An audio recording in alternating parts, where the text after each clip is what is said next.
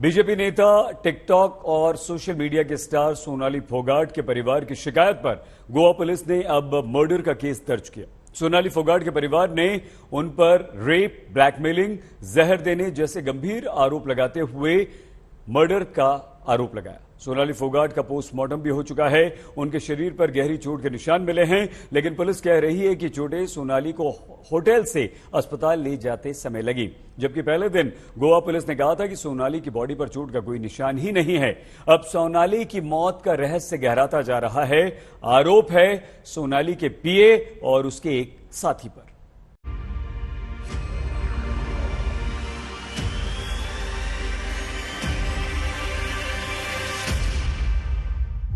सोनाली फोगाट की मौत के 2 दिन बाद गोवा पुलिस ने उनके पीए सुधीर सांगवान और पीए के साथी सुखविंदर को सोनाली के मर्डर केस में आरोपी बना लिया है। सोनाली के परिवार की सहमति के बाद आज उनका पोस्टमार्टम हुआ। उसके बाद पता चला कि सोनाली की बॉडी पर चोट के कई गहरे निशान हैं। परिवार ने सोनाली फोगाट को जहर दिए जाने का भी आरोप लगाया है। तो में कहा गया है मल्टीपल ब्लंट इंजरीज, इसके बारे में आप क्या कहेंगे? इसके बारे में तो आपने भी नहीं कहा था पहले।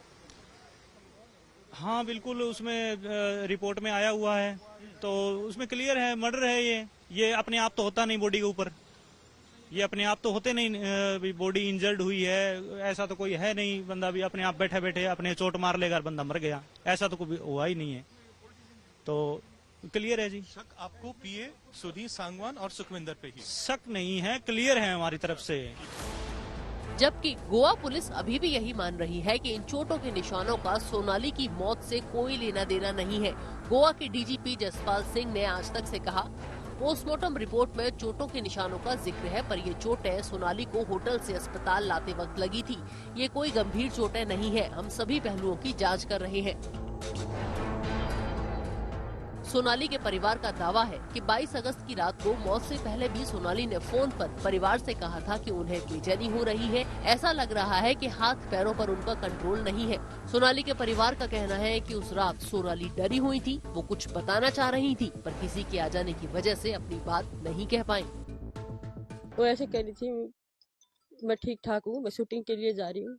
हाँ, मैंने कहा तू फार्म पे कब आएगी? कहती 27 तारीख को आएंगे जी। मैं कह रही थी बिल्कुल ठीक ठाक हूँ। फिर मम्मा ने सुबह बात की कल, तो मम्मी को ऐसे कहने लगी, मम्मी मेरे ना कुछ गड़बड़ हो रही है शरीर में, जैसे मेरे पता नहीं खाना खाते ही ऐसे हो जाता है, क्या प्रॉब्लम है, जैसे कुछ कर रहा हो कोई मेरे ऊपर। अच्छा। हाँ, फिर शाम को बात हुई जैसे, तो शाम को भी ऐसे ही कहने लगी, मम्मी मेरे को कुछ गड़बड़ लग रहा है, कहे मेरे ऊपर कुछ साजिश हो रही है। फिर बाद में सुबह फोन ही आया। अभी सोनाली फोगाट 22 अगस्त को पीए सुधीर सांगवान और उसके साथी सुखविंदर के साथ गोवा पहुंची थी। 23 अगस्त की सुबह 8:30 बजे के करीब सोनाली फोगाट को गोवा के अंजुना के सेंट एंथनी अस्पताल के डॉक्टरों ने मृत घोषित कर दिया और कहा कि अस्पताल लाने से पहले ही सोनाली फोगाट की मौत हो चुकी थी। गोवा पुलिस ने उस होटल जहां पर के सोनाली फोगाट रुकी थी उसका सीसीटीवी और बीच शेक का सीसीटीवी फुटेज अपने कब्जे में लेकर फॉरेंसिक जाँच के लिए भेज दिया है। पिछले दिनों सोनाली का किसी क्लब में डांस करता हुआ एक वीडियो वायरल हुआ था। परिवार के मुताबिक वो वीडियो फर्जी है। एक वीडियो भी वायरल कर रखी थी तीन दिन से, जो गुरुग्राम के एक क्लब की थी। अच्छा, वो गोवा का नहीं है? वो गोवा का नहीं है, वो करली नाचती नजर आ रही हैं। वो गुरुग्राम का है, 2 महीने पहले का। अच्छा। तो उनकी छवि को बदनाम करने के लिए भी देखो, ये तो खुद अपने मर्जी से आई है, डांस कर रही है, इसको तो बॉडी में कोई दिक्कत नहीं। वो उनकी छवि को खराब करना चाहते थे, लेकिन वो चीजें भी उनके ऊपर उल्टी ही पड़ी हैं, क्योंकि वो दोनों सस्पेक्ट हैं, वो उसी वीडियो में हैं। और लास्ट में वीडियो में वो सुखविंदर है, वो ऐसे करके उसने वीडियो बनाई है और ऐसे करके वो अपना फोन वापसी लेता है, यानी सोची समझी साजिश के तहत उसने वो वीडियो बनाई थी। सोनाली के भाई ने पुलिस को दी अपनी शिकायत में कहा है कि सोनाली के पीए ने 3 साल पहले नशीला पदार्थ खिलाकर सोनाली के साथ दुष्कर्म किया था और फिर उसका वीडियो बनाकर वो उसी वीडियो के जरिए सोनाली को बार बार ब्लैकमेल करता रहा। भाई के मुताबिक साल 2019 में जब सोनाली चुनाव लड़ रही थी तो सुधीर सांगवान और सुखविंदर कार्यकर्ता के तौर पर उनके पास आए थे। धीरे धीरे सोनाली का भरोसा हासिल कर सुधीर सांगवान उनका पीए बन गया। उसने सोनाली के घर से कुक और नौकरों को हटा दिया। वो खुद सोनाली के खाने का इंतजाम देखता था। परिवार को ये भी शक है कि सोनाली के कत्ल के पीछे कोई बड़ी साजिश है और उसमें और भी लोग हैं। ये ड्राइवर है, वो क्या है, वो कुछ भी नहीं है। उसने इतना बड़ा स्टेप क्यों उठाया? कौन हो सकता है भाई कंफर्म तो आप सुखविंदर कौन है जिसका नाम है? सुखविंदर भी नथिंग, जीरो, कुछ नहीं है, जीरो है। जो घर से डिफॉल्टर है, जिन्हों कोई काम धंधा नहीं है, वो आगे ड्राइवर बन गया, कोई कुछ बन गया, कोई पैर दबाने वाला बन गया, वो है ये। कुछ नहीं है, नथिंग थे और पीए के रूप में ये इसके अंदर घुस गए। क्या लगता है, क्या मोटिव है? साजिश क्या हो सकता है? क्या मोटिव है? कुछ भी हो सकता है सर, ये कुछ भी हो सकता है। क्यों? एक पॉलिटिशियन थी तो पॉलिटिशियन इसमें मतलब कुछ भी हो सकता है सर। सोनाली का परिवार सोनाली के पीए सुधीर सांगवान और सांगवान के दोस्त सुखविंदर पर बेहद गंभीर आरोप लगा रहा है। पुलिस ने एफआईआर में दोनों का नाम लिख लिया है, दोनों से पूछताछ भी की है, पर गिरफ्तारी नहीं की। गोवा के डीजीपी जसपाल सिंह ने आज तक से कहा, हमने दोनों आरोपियों को अब तक गिरफ्तार नहीं किया है। हमने जांच अभी शुरू की है। किसी को गिरफ्तार करने से पहले हमारे पास कोई ठोस सबूत होना चाहिए।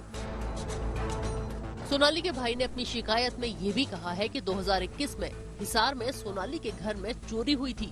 वो सुधीर ने अपने दोस्त के साथ मिलकर की थी। सोनाली को अभी इस चोरी के बारे में पता चल गया था। वो लौटकर सुधीर को सबक सिखाने वाली थी। उन्होंने बताया जिस तरह फरवरी 2021 में उनके घर में संत नगर हिसार में एक चोरी हुई थी। उसमें काफी कैश था, सोना चांदी जो ज्वेलरी थी, करीबन 35-40 लाख की चोरी थी वो।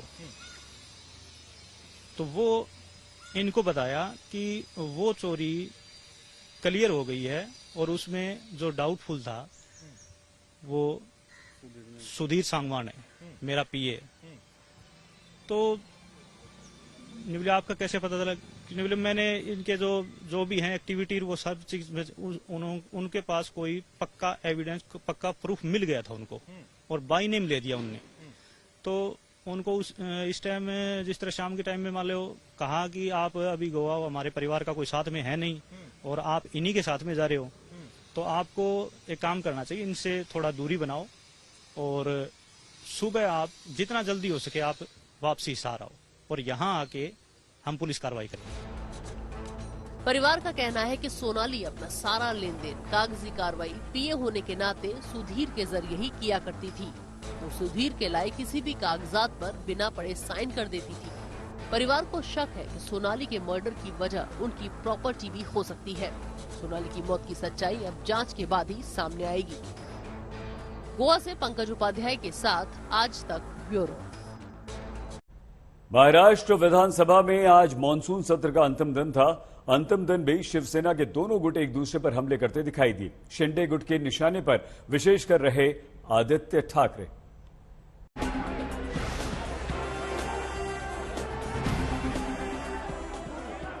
बुधवार को महाराष्ट्र विधानसभा परिसर में शिवसेना के दोनों गुटों में धक्का मुक्की हुई थी, तो गुरुवार को विधानसभा के बाहर सीढ़ियों पर शिंदे गुट के विधायक कुछ इस अंदाज में आदित्य ठाकरे पर तंज कसते नजर आए। पोस्टर पर घोड़े पर बैठे आदित्य ठाकरे उल्टी दिशा में जा रहे हैं। पोस्टर में मराठी में जो लिखा है उसका हिंदी अनुवाद है महाराष्ट्र का पप्पू। आदित्य ने पलटवार करते हुए कहा कि सरकार में मंत्री पद पाने के लिए शिंदे गुट के विधायक ये तरकीबें अपना रहे हैं। कल धक्कम दुक्की, आज पर्सनल अटैक कैसे देखते हैं आप? ये कोई लोकशाही के चिन्ह नहीं है। अगर आप देखें जो भी वहाँ हुआ, मुझे दुख इसी बात का है कि वो आज भी हमें टारगेट करने की कोशिश कर रहे हैं। करने दो, मुझे उसमें कोई दुख नहीं है, लेकिन जो जनता का आवाज है, महिलाओं का आवाज हो, किसानों का आवाज हो, कोई भी वहाँ से उठा रहा नहीं है। अगर आज मंत्री पद के लिए वो उनको इम्प्रेस करने के लिए कर रहे होंगे, करने दो, लेकिन कभी ना कभी तो जनता की आवाज सुनो। 50 करोड़ का इल्जाम लगा रहे हो, बीएमसी में करप्शन का इल्जाम लगा रहे, कौन सा है कौन? ये इल्जामों से अच्छा है चलो चुनाव के सामने जाते हैं। धन्यवाद। आदित्य ठाकरे थे हमारे साथ, जिन्होंने कहा कि पर्सनल अटैक्स किए जा रहे हैं, लेकिन जो करप्शन किया गया है वो छुपाया नहीं जा सकता। शिंदे गुट के जो एमएलए हैं उन्होंने एक पोस्टर लगाया आज, उस पोस्टर में आदित्य ठाकरे की एक कार्टून बनाई गई थी। उस कार्टून के ऊपर परम पूज्य लिखा गया था, कहीं ना कहीं ब्रैकेट में पप्पू लिखा गया था। तो इसको शिवसेना एक तरह से पर्सनल अटैक के तौर पर देख रही है। इस पोस्टर के आगे 2014 में शिवसेना बीजेपी गठबंधन टूटने के लिए भी आदित्य को जिम्मेदार बताया गया और 2019 में शिवसेना के हिंदुत्व को किनारे रख सीएम की कुर्सी कब्जाने का भी दोष आदित्य के सिर पर मढ़ दिया गया। आदित्य की यात्राओं पर तंज कसते हुए कहा गया कि सत्ता जाने के बाद तुम घर घर जा रहे हो, जब सरकार में थे तब शिव सैनिकों की कीमत नहीं समझी।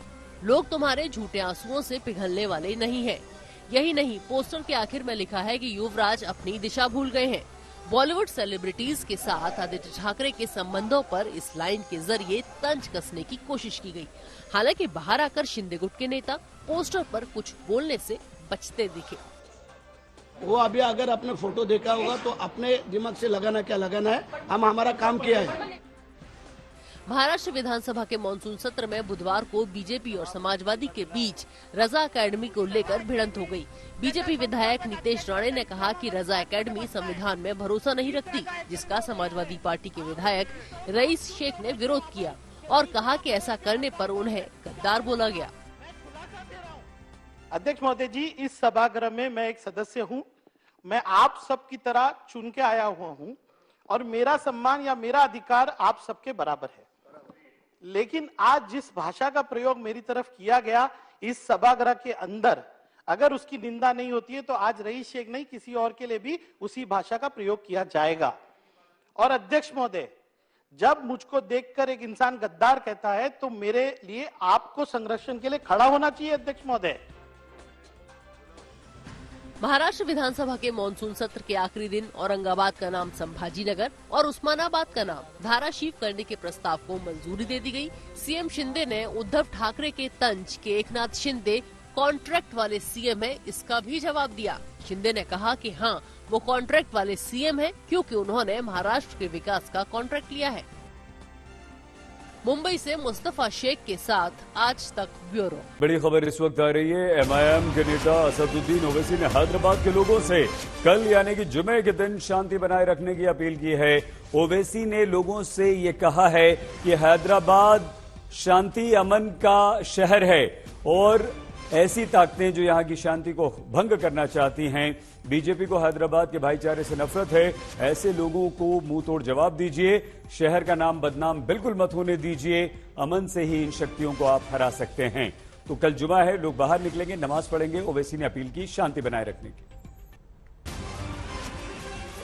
मेरी आप तमाम से दूसरी गुजारिश है कि कल जुमा है और जुमा ईद उल मोमिनीन होता है, इसीलिए मेरी आपसे गुजारिश है कि आप पुरअमन तरीके से अपने पूरे अफराद खानदान के साथ अपने महलों की और मुकामी मस्जिद में नमाज जुमा को अदा करिए। और हम तमाम की पूरी कोशिश ये होनी चाहिए कि जिस पुरअमन तरीके से हमने एहतजाज किया और हमारे एहतजाज की बिना पर खाती को जेल भिजाना पड़ा, इसी तरीके से हमको ये कोशिश करना है कि हमारा कल का जुमा पुरअमन तरीके से गुजर जाए।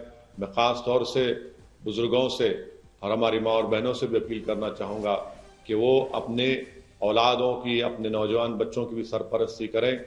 और आपसे ये भी गुजारिश करूंगा कि नमाज जुमा के बाद हम कोई ऐसा नारा ना लगाए, ना कोई ऐसा नाखुशगवार वाक़या पेश आए जिससे हमारे दीगर अपने वतन को तकलीफ हो। और इस समय एक और बड़ी खबर आ रही है उत्तर प्रदेश के मुरादाबाद से, जहां 3 मंजिला इमारत में आग लगने से 5 लोगों की जलकर मौत हो गई है। इमारत में कई लोग शादी समारोह के लिए इकट्ठा हुए थे। 7 लोगों को बिल्डिंग से सुरक्षित बाहर निकाल लिया गया है, लेकिन जो गंभीर खबर सामने आई वो 5 लोगों की मौत की खबर है। शादी हो रही थी, शादी के लिए लोग इस घर में इकट्ठा हुए थे, अचानक से आग लग गई, आग फैलती गई, कई लोग वहां पर फंस गए। 5 लोगों की आग लगने से, जलने से मौत हुई है। 7 लोगों को सुरक्षित बचा लिया गया है। भीड़ भाड़ वाला इलाका था, बड़ी मुश्किल से इन गलियों तक फायर ब्रिगेड के लोग पहुंचे, कर्मचारी पहुंचे और वहां आग बुझाने की कोशिश की, लेकिन जो सबसे बड़ा संकट था वो ये था कि लोगों को बचाया कैसे जाए। ऐसे में 5 लोगों की दर्दनाक मौत की खबर आई है और जिस तरह से आग की लपटें उठती हुई आप देख रहे हैं, उससे आग की भयावहता का आप अंदाजा लगा सकते हैं। हालांकि इस समय स्थानीय लोग ही आग बुझाते हुए दिखाई दे रहे हैं, जो कि नाकाफी सिद्ध हो रही है। आग लगी और उसके बाद ये आग बहुत तेजी से भड़कती गई।